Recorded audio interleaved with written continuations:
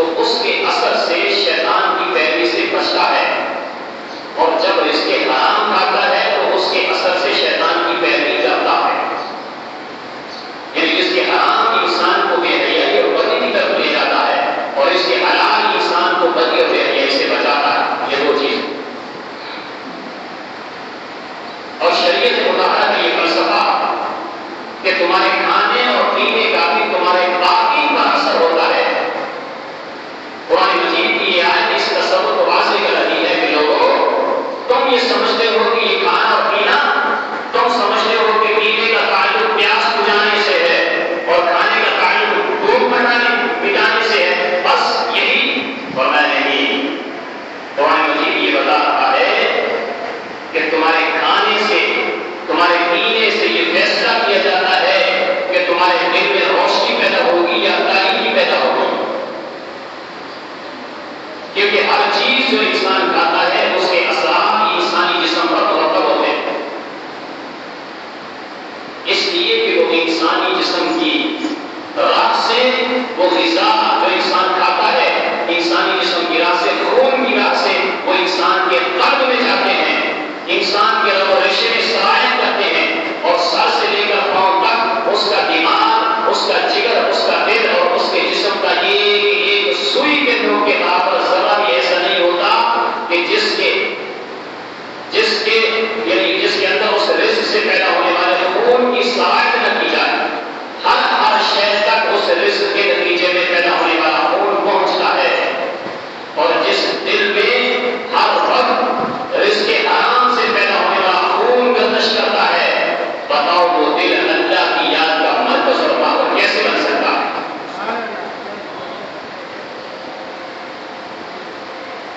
اور خون براہ راست کھانے اور پینے سے بنتا ہے. جو کچھ بھی ہم کھاتے ہیں اس سے جسم بنتا ہے، اس سے ہڈیاں بنتی ہیں، اس سے جسم کا پنجرا تشکیل پاتا ہے، اسی سے گوشت بنتا ہے. یہاں تک کہ ماں کا دودھ بھی اسی گوشت اور خون سے بنتا ہے. پھر اس ماں کا دودھ جب بچہ پیتا ہے تو اس ماں کی کھائی ہوئی غذا اور روزی بصورت دیگر منتقل ہو کر بچے کے جسم میں جاتی ہے.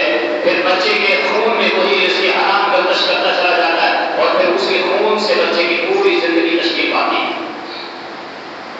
اور اس طرح جب خامد اور بیوی سوچ آپس میں ملتے ہیں تو اس کے حرام کے نتیجے میں جنم لینے والا خون نطفے کی صورت میں منتقل ہو کر اس کی بیوی کے رحم میں جاتا ہے، اور اسی سے پھر بچہ وجود میں آتا ہے. اس طرح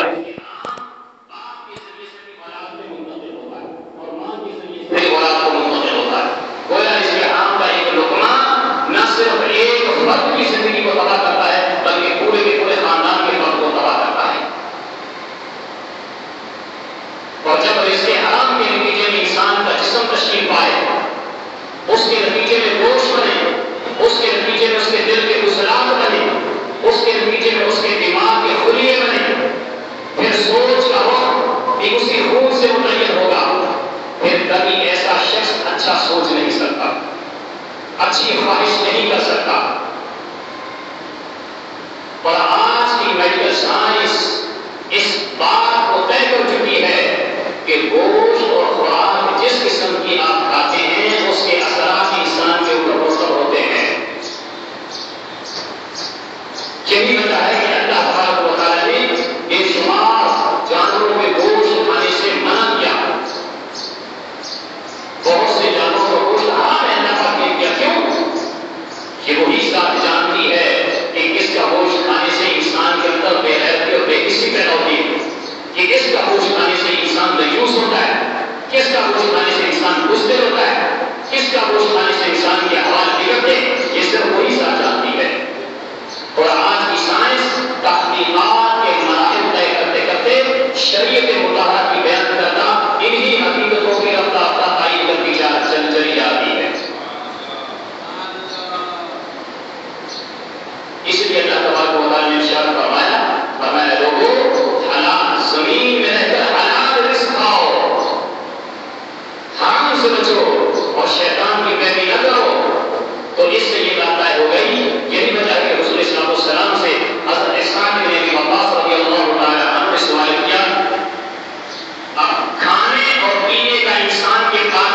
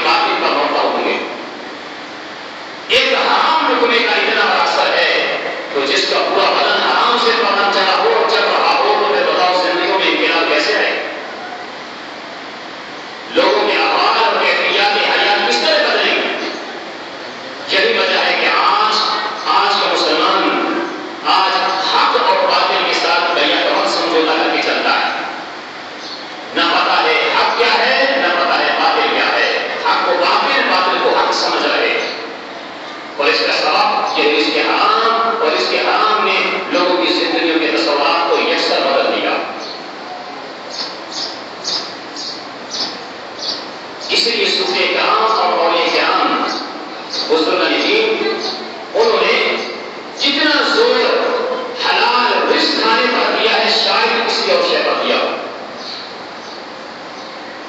بعض اولیاء کرام تو اس معاملے میں اتنے شدید تھے کہ وہ کئی مستحبات کو ترک کر دیتے صرف اس اندیشے کے پیش نظر کہ کہیں اس کے حرام پر حکم ہمارے پیٹ کے اندر نہ چلا جائے۔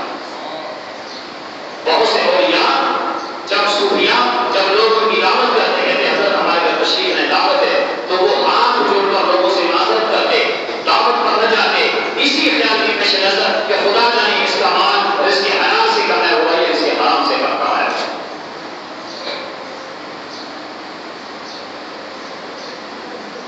حضرت سیدنا شیخ عبدالرحمن جامی رحمۃ اللہ تعالی علیہ بہت بڑے صوفی، بہت بڑے اللہ کے ولی گزرے۔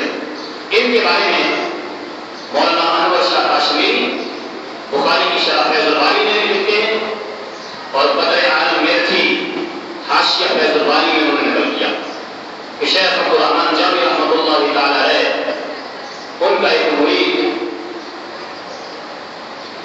تھا ان کا، اور کوئی شخص آپ کے مرید کا ان کے مرید کا ہر وقت مذاق اڑاتا تھا اور وہ کہتا تھا کہ تم کہتے ہو کہ میرے پیر بڑے صاحب کشف ہیں، بڑے اہل نظر ہیں، بڑے صوفی ہیں، بڑی ہستی ہے، بڑے صاحب مرتبہ ہیں، آؤ میں تمہارے پیر عبدالرحمن جان کی دعوت کا دعویٰ کرے گا اور تیرے سامنے ان کو حرام کھلاؤں گا،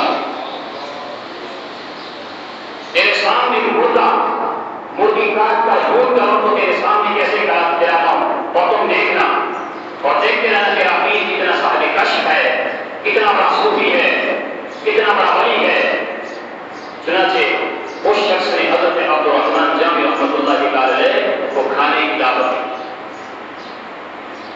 پہلے آپ نے منع کیا لیکن اس نے بڑا اصرار کیا، بڑی منت سماجت کر کے وہ شخص اپنے گھر لے آیا۔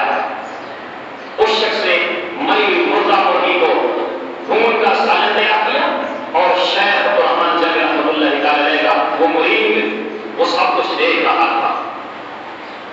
شیخ کو دعوت دے دی گئی، شیخ صاحب نے دعوت قبول فرما لی، میزبان کے گھر تشریف لائے، مریدین متوسلین صالحین بھی آپ کے ساتھ تھے، دسترخوان پر بیٹھ گئے، دسترخوان بچھ گیا، پکا ہوا سالن سامنے آ گیا، وہی مرید جس کے سامنے سب کچھ ہوا تھا، جیسے جیسے وہ منظر دیکھتا جاتا یوں یوں کھانے کا وقت قریب آتا جاتا تو اس کی حالت غیر ہوتی جا رہی تھی، اس کی پریشانی اس طرح کی کیفیت بڑھتی چلی جا رہی کہ آج کیا ہوگا، آج میرا شیخ حرام کا لقمہ اپنی منہ میں ڈالے گا میرے سامنے،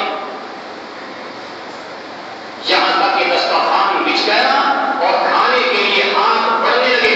اچانک شیخ عبدالرحمن جامی رحمۃ اللہ تعالی علیہ نے اس سالن کی پلیٹ کی طرف اشارہ کر کے فرمایا قومی بإذن اللہ الذی یحیی العظام والعظام وہی رمیم، مرغی کھڑی ہو جا اس اللہ کے حکم سے جو ہڈی میں جان پیدا کرتا ہے۔ مردہ مری ہوئی مرغی پکی ہوئی مرغی پھر سے زندہ ہو کر کھڑی ہو گئی۔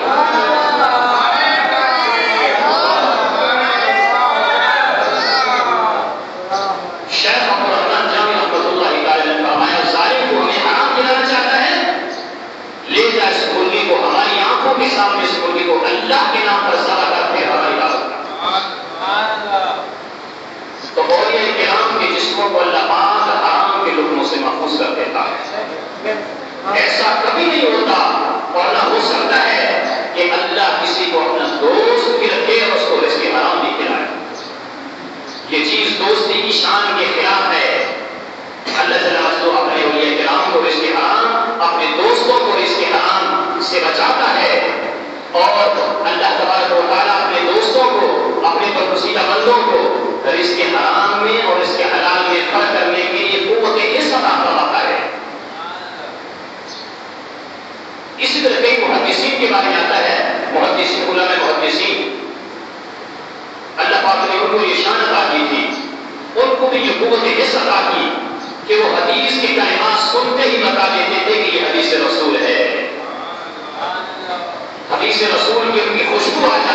خوشبو آ جاتی، خوشبو مصطفیٰ آ جاتی، حدیث سے خوشبو آ جاتی تو کہتے یہ حدیث رسول ہے، خوشبو نہ آتی تو کہتے یہ حدیث رسول نہیں ہے۔ تو جو اللہ اپنے محبوبندوں کو عطا کرتا ہے یہ قوت حس ہوتی ہے جو اپنے محبوبندوں کو عطا کرتا ہے۔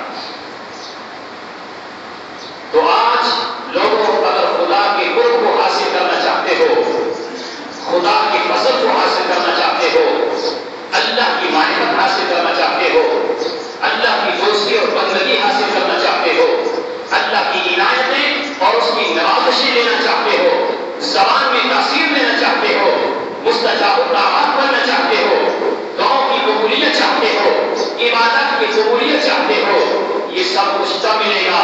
ان تمام چیزوں کی یہ شرط ہے رزق حلال کھانا، رزق حرام سے بچنا، اجتناب کرنا۔ آج اولاد نافرمان ہو جاتی، لوگ شکوہ کرتے ہیں، لیکن کبھی ہم نے یہ نہیں سوچا کہ ہماری اولاد جوان ہو کر نافرمان ہو گئی، ہم جس کی ساری جوانی اس رزق سے قربان چڑھائی ہے، اگر ہم حرام کھلاتے رہے تو وہ اچھائی کے راستے پر کیسے آئے گا؟ یہ رزق حرام سے پورے معاشرے میں بگاڑ آتا ہے، رزق حرام سے سوسائٹی تباہ ہوتی ہے، رزق حرام سے اسی سے حاکم وقت خراب ہوتے ہیں، اسی سے محکوم خراب ہوتے ہیں۔ جہاں جہاں رزق حرام کھانے والوں کے قدم لگتے ہیں وہاں برائیاں جنم لیتی ہیں، بدیاں جنم لیتی ہے، بے حیائی فحاشی جنم لیتی ہے، نیکیوں اور اچھائیوں کا ماحول اور فضا ختم ہو جاتی ہے۔ تو نتیجہ کیا نکلتا ہے؟ رزق حرام کھانا اور انسانی زندگی میں بے حیائی کو جنم دیتا ہے۔ رزق حرام کھانا انسانی زندگی میں بے حیائی کو جنم دیتا ہے، فحاشی کو جنم دیتا ہے۔ آج معاشرے کے اندر بے حیائی، شرم و عفت کی تباہی، انسان اور اخلاقی قدروں کا تباہ ہو جانا، اولاد کا ماں باپ کے سامنے بے حیا ہو جانا، بیٹی کا ماں کے سامنے بے حیا ہو جانا، چھوٹوں کا بڑوں کے سامنے بے حیا ہو جانا، بیٹوں کا بڑوں کا ماں باپ کے ساتھ بیٹھ کر، یہ بیٹیوں کا بیٹھ کر اپنے ساتھ ماں باپ کے ساتھ بیٹھ کر گانے سننا، فلمیں دیکھنا، یہ اپنی اولاد کی زندگی تباہ کرنے کے مترادف ہے یا نہیں ہے؟ یہ سب رزق حرام کا نتیجہ ہے۔ اللہ تبارک و تعالی ہماری اولاد کو شرم و حیا کا پیکر بنائے اور قرآن سنت کے مطابق رزق حلال کھانے